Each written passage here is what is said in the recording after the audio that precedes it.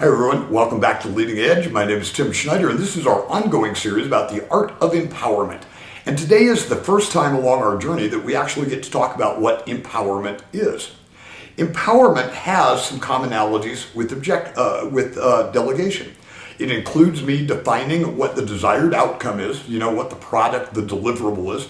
It includes me clearly articulating the key boundaries, but it's missing something really big that delegation has.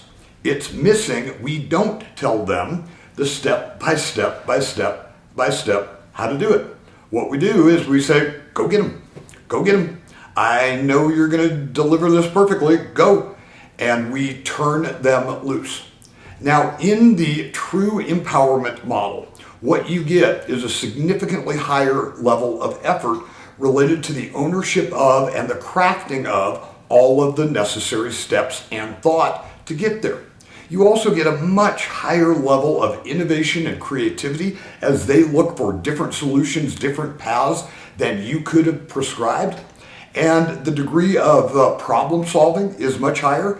And the degree of ownership and pride in work is going to take a great big jump for you too. Now, the only downside of empowerment is it has higher risk than delegation.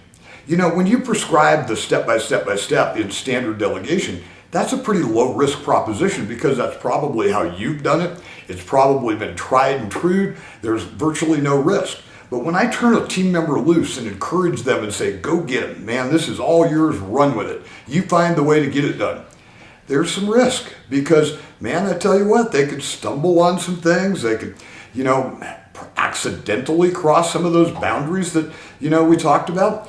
But ultimately, is that risk worth it? Absolutely it is. Do you have an opportunity to mitigate some of that risk? You do, certainly.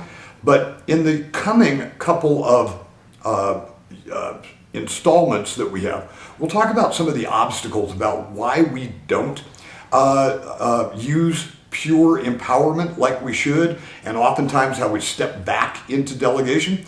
But my highest encouragement, give somebody a shot. Describe the outcome, describe some of the boundaries, and then encourage them and, make sure they're equipped properly, but let them go.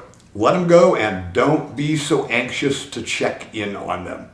Have a great week, everybody, and next time we're going to talk about some of the obstacles to good empowerment. Thank you all.